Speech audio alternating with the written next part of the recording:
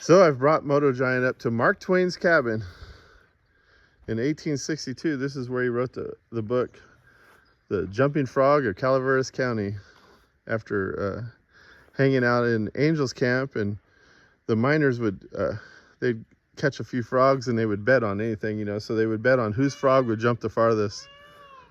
And so he came back here with his notes and he wrote that famous book. You can look it up if you've never heard of it, but it's the Jumping Frog of Calaveras County. And it's a very famous book. It's what got him on the map. The cabin is actually kind of a replica, but the fireplace is original. And they just, you know, it's from 1862. Wood don't last forever, so they rebuilt it. But inside it gives you the idea what it was like for him. He was up here back then. There was probably nothing else up here. This was a mining supply stopover for the Jackass. They call it Jackass Hill because they would stop up here. They'd have all their meals, and that's where they hung out. Anyway, this is where Mark Twain ended up living for a year and a half. There's his chair and his fireplace. That's actually his original fireplace. So you can pretend the wood is from him, but you know, wood don't last forever. It's an interesting spot though, just knowing he was here from so long ago and how far he traveled in his life. Spent a lot of time in San Francisco and Virginia City. Where did he come from? The Mississippi or? I think either Mississippi. No, he came from Missouri. Missouri. Yeah.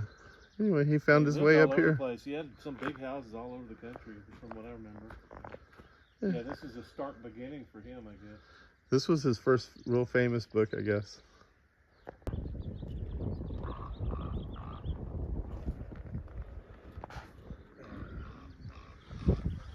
It's a good spot.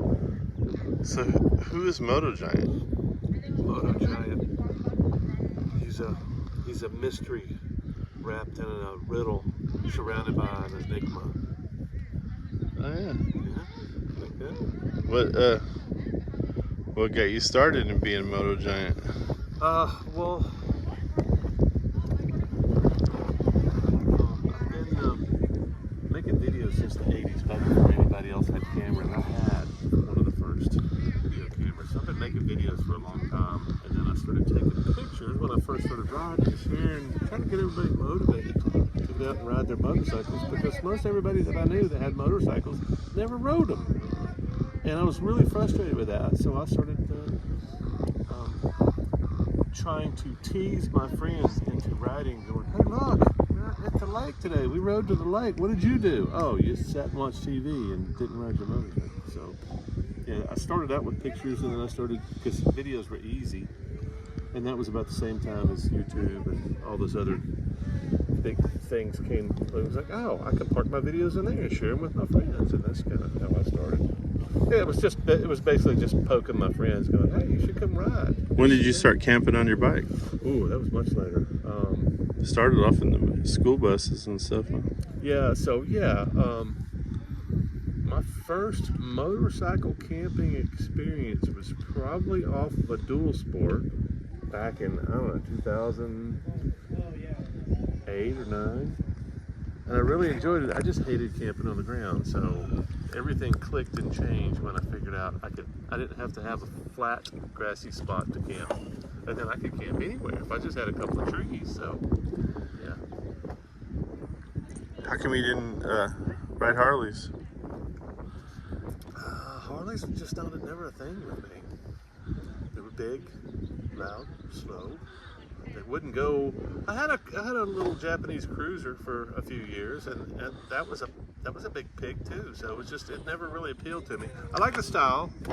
I like the, what do you call it, the heritage. I like all that, you know, that wonderful stuff. But in the end, it was, if it doesn't go fast or go off road, I wasn't really into it. So.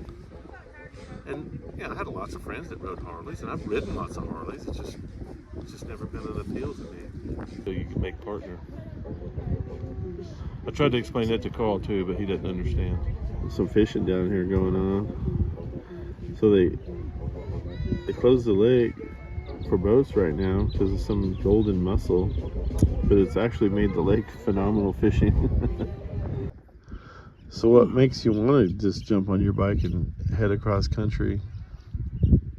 I like the new and the interesting. I like to explore. I like I even like going back to the spots that I've gone to before, because I mean, like places like this, where if I can go out somewhere where there's not a lot of people and just sit and enjoy the wind and the birds, and yeah, it's just I don't know that there's anything better in life than that. Yeah. So yeah, finding those spots is a big freaking deal. Is exploring, and then I get to ride my motorcycle on the way to find those spots. That's the best part. It kind of all works out. So you were coming out to California last year. What stopped you? I lost my foot. You lost your foot. It fell off. Sleeping bag got caught up in my wheel. It came loose. I didn't tighten down my straps well enough because I was planning on getting rid of some trash, and 15 miles later, after I didn't get rid of the trash, everything fell out. Sleeping bag should have, the way other people strap their stuff, should have just blown off the back of the bike, but I had mine tethered pretty good, so it, instead of coming off the bike, it just kind of danced off, drifted down the side, and then got sucked into the wheel, threw me off the bike, and somehow I lost a piece of my big toe on one. You caught it on video too. I did catch it on video. It was a pretty good video. I mean, it was bad. So I was waiting because last year, and I'm thinking he's in the hospital, and my first thought was, so you're still coming, right? That's a great thought. Yeah. Just not this year. And he was. It just took him a year. Just gotta. So was it scary jumping on your bike with one leg and leaving again? Or did you give it a second thought? Every time I jumped on the bike, the first few times I had 3 motorcycles, and they were all scary. There's only one I haven't jumped on because it's still broken, but I mean, it wouldn't take that much. But I had another bike that I wanted to get out to see if I could ride it, and it was scary at the time.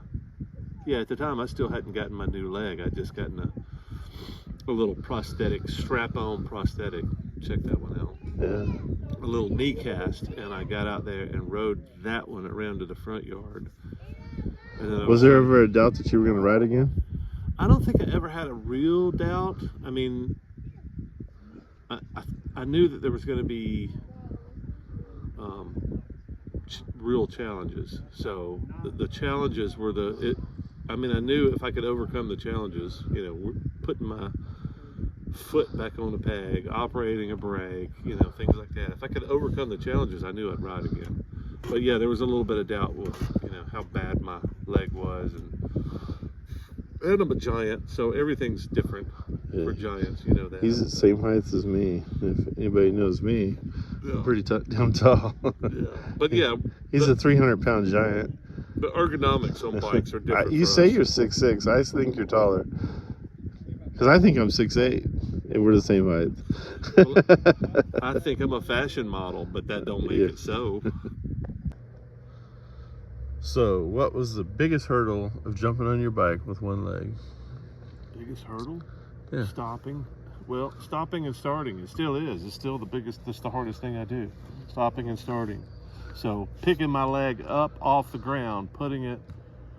I mean, that's all after getting my leg over, but I'm getting more limber, getting more fit now, but yeah, it's still stopping and starting without falling over.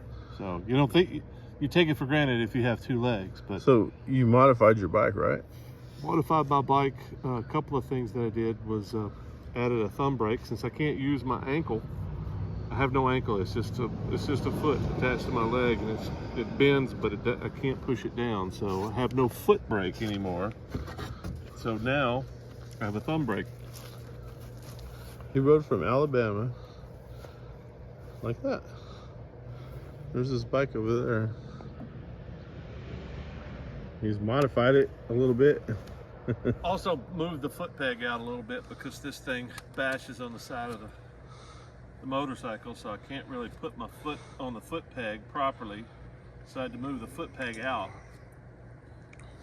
Not that big. One of his subscribers we met the other day, Matt, he's got a foot for him that's got hydraulics, right? So you're going to have somewhat of an ankle. That is the idea. So Tuesday, he's heading to Sacramento. It's more for walking because I still can't push the ankle down, but apparently he'll be able to walk up hills and down hills. Up and down hills, which now I can go up and down hills. I just have to use a stick. Yeah, that's going to be a big deal. The subscriber that he knows actually works in prosthetics, and he got him a foot he's going to buy, and he's going to have a somewhat of an ankle.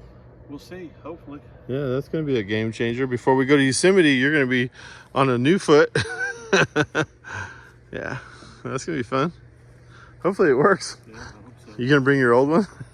I don't know. Depends on how much confidence I have in it. Yeah, I don't know what happens. I think I asked him that question. He never answered. The question was, what happens in a catastrophic failure? And I never got to answer it, so I don't know. Oh. Does it just flop? Can I still walk with it? Okay, so walk. Yeah, we're gonna go to Yosemite when Adventure Glide gets here on. He's coming to my house on Tuesday, and then Wednesday morning we're taking off. We're gonna camp outside of Yosemite for free, and then Thursday morning we're gonna go into Yosemite, ride around. Then we're gonna come out on the southern side of Yosemite, and we don't know where we're going from there, huh? We're gonna play it by ear. Because if you plan the adventure out of it. But we're just hanging out in Columbia, California on the backside. One of my little spots I like to hang out at. Usually there's more stray cats. I like to sit here and watch the stray cats run around. But I don't see any. There's one in that barn. But we're at the St. Charles Saloon in Columbia with MotoGiant. We're gonna get some pizza. Pizza and beer.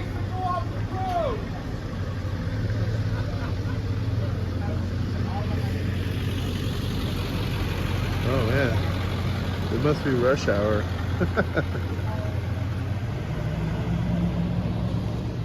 Rush hour, Columbia. MotoGiant. Yeah, we're gonna get some pizza.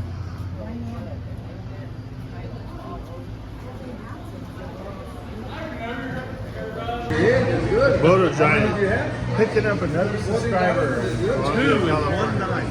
2 in one night. All you gotta do is talk motorcycle. Hey, do you think we can get him to subscribe to Lone Wolves on Wheels? He's got a channel too. Lone Wolves on Wheels? What's his channel? Lone Wolves on Wheels. Lone Wolves on Wheels. Hey, it's a twofer. It's a twofer. Did you get your guy over here to subscribe? Yeah, I got him to subscribe. Lone Wolves. Yeah, one word. Lone Wolves. Is it S? Yeah. Lone Wolves on Wheels. Trying to pick up subscribers the hard way. One at a time. Come on. Come on with your clicking. Click, click, click, click. We got taco pizza. MotoGiant's never had a taco pizza before. I've never had a good taco. He's very worried about it. I'm concerned. He's concerned. Well, I wonder what his take on the taco pizza in Colombia. It's hot. Well, it's supposed to be hot. Grab me that hot pepper down there. You want some more hot? The first bite of the taco pizza, Columbia, California. What's it like? Okay. It's not a mother load, but it's okay. Yeah, the motor load's good. Normally we get the motor load. But on the board they had taco pizza, so we had to do it. That's the taco pizza. Well, we're up at Kennedy Meadows at the beginning of Sonora Pass. They got the road closed beyond here because they still haven't cleared the snow. We keep waiting for them to open Sonora Pass. They haven't done it yet. The immigrants of 1852, 1853. If you look on here, you'll see they were on their way to Colombia to come see me back in 1852. We got MotoGiant. He's having a refreshing Lover's Leap beer. Oakdale, bud. Oakdale Brewing Company. Yeah, we're having a good time. It's a little more populated here than MotoGiant likes, but it's a tourist place. This is what you get. The river's right below us here. A lot of families out doing a little fishing.